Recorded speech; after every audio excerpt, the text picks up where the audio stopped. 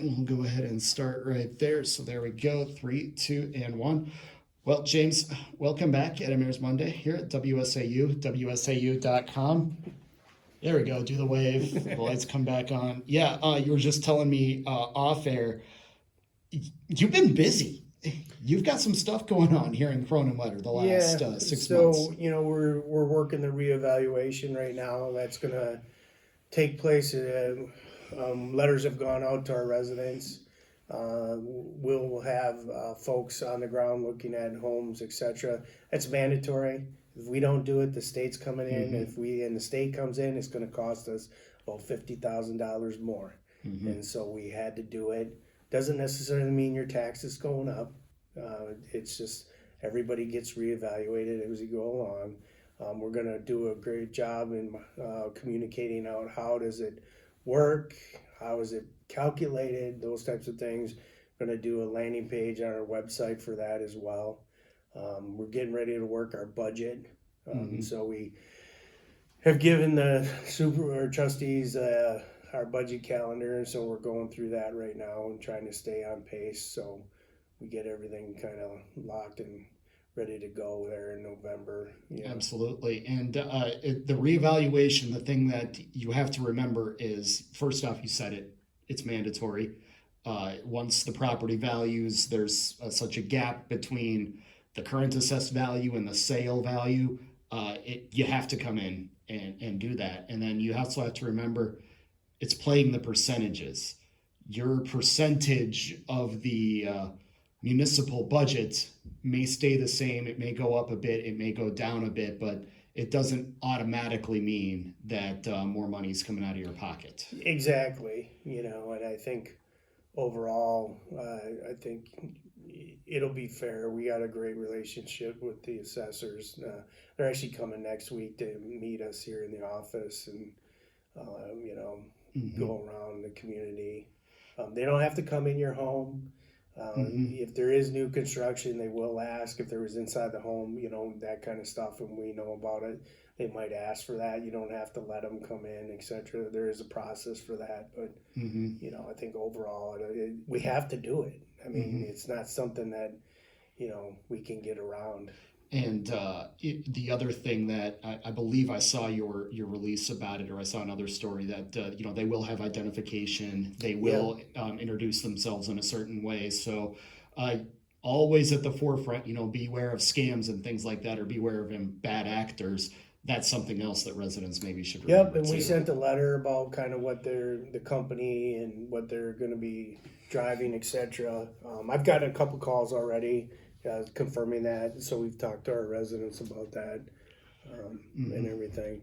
And then as far as the budget goes, this is obviously going to be your first real complete go-round with the budget here in the village. What are some things that you've noticed coming in as an outsider, if you will? So as an outsider, when I came in, one of the things that we took a look at is, when I got here, there was no capital improvement plan whatsoever. So it was whatever the flavor of the day was. And that's really difficult when you're in a municipal environment. You should kind of plan out how you're going to do your capital improvements. So when you borrow, you don't necessarily borrow a lot in 1 year, and then you're trying to figure this out so you keep your levy relatively stable. But I noticed some things here that there has been a tendency not to fix things because in an effort to save money or just let them go to hell, if you will. We had quite a few issues with the village hall this winter. We had a leaky roof, etc. And then I looked at the operational budget and I'm like, there's nothing in here to fix this stuff. Right. And when we have to maintain these for our residents. Same thing with our structures at our parks, etc., our playgrounds, equipment, those types of things.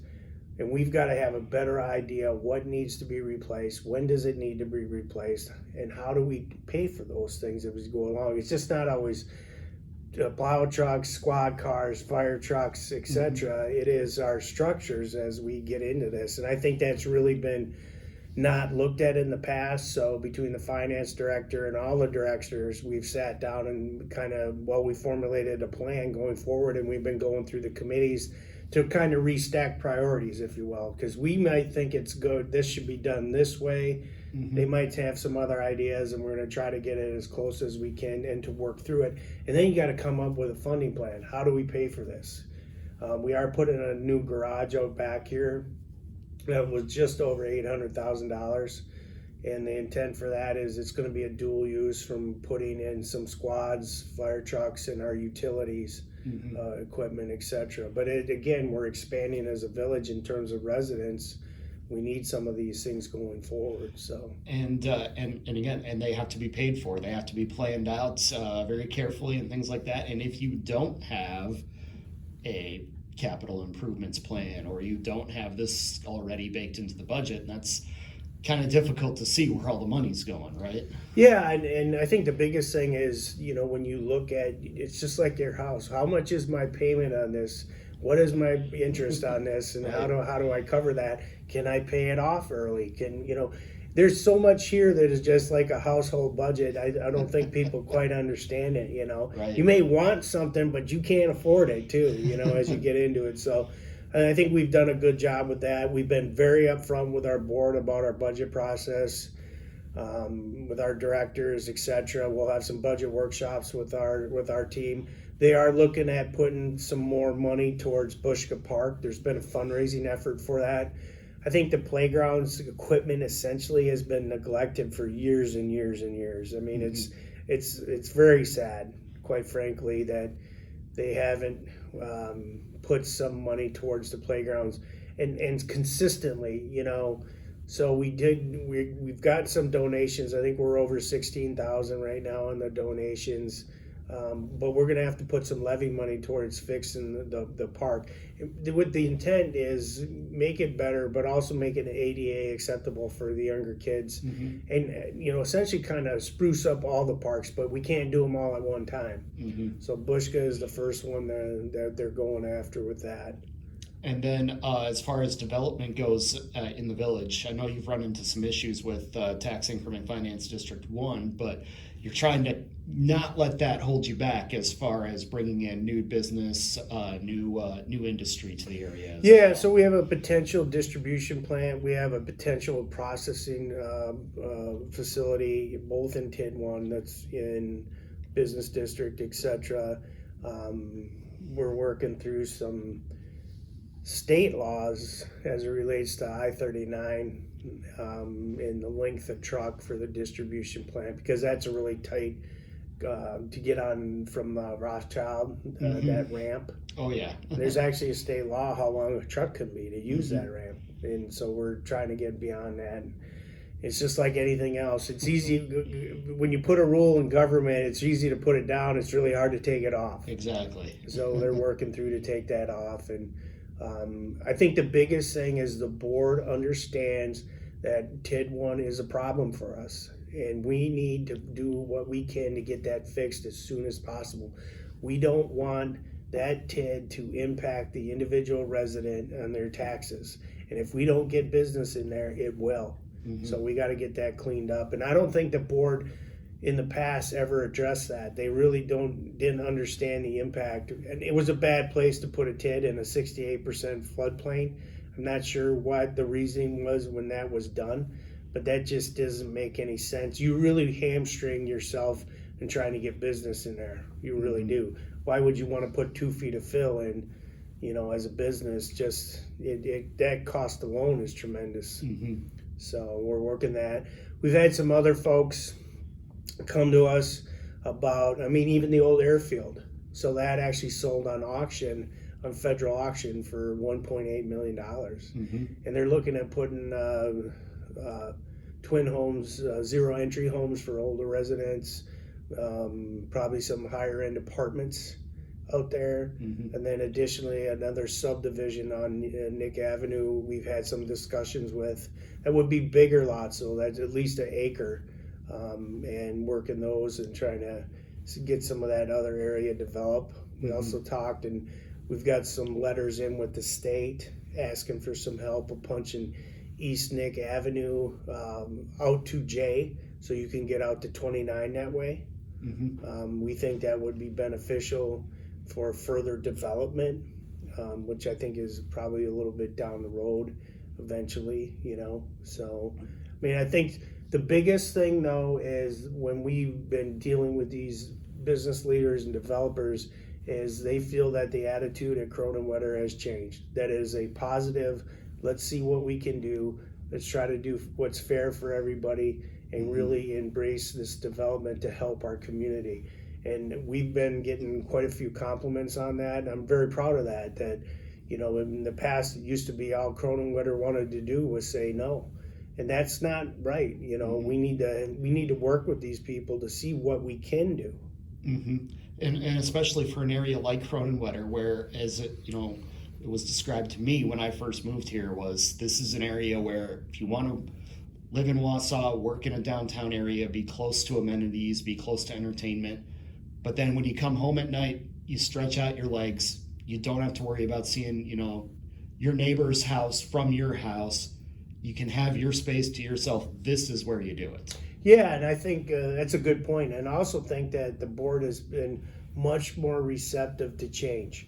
And what I mean by that is these twin homes, zero entry for older residents.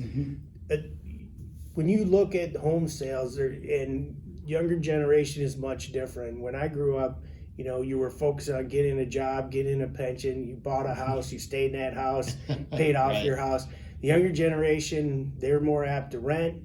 They move on jobs much more, so they don't and they don't want to do the same things in terms of having to mow your yard, plow your snow, do those types of things. So they're more apt to also, apartments. Some of the apartments they're talking about here is like $1,500 to $2,000 a month.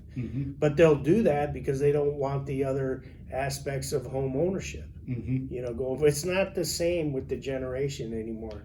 Just like when you hire younger people, the pay is important, but not as important as the time off. Yeah, that is true. Housing is a spectrum, as they say. What's good for James is maybe not necessarily what's good for Mike. It's maybe not necessarily what's good for Bobby over there. People want different things, and if you're able to provide that, you got to kind of have a little bit of a buffet. Yeah, you're going to find yourself in a spot to be successful. Yeah. Yeah. One more thing then before we let you go. Obviously, the village still maybe a few years down the road, but you're still looking at working with the county on a new location for the county highway garage. Can you tell us where we're at in these discussions? The county came in and bought, I think it was 5 or 6 homes. It was not village land. They purchased the homes from the private home ownership. We have been working with the county. The county has their plans done. They have come in front of the board, and we've changed the zoning for them to allow that. We actually gave them a piece of property, which was essentially a ditch on a quitclaim deed, so we wouldn't, be responsible. The board's position is we just need to make sure that we're good teammates with the county. We follow our zoning and rules, etc. But that shop is also going to be supporting Kronenwetter. And we're county residents, so we should be good teammates. I'm very happy to say that the county came to all the meetings. We've had great dialogue with the county at the meetings and in staff meetings about the highway shop.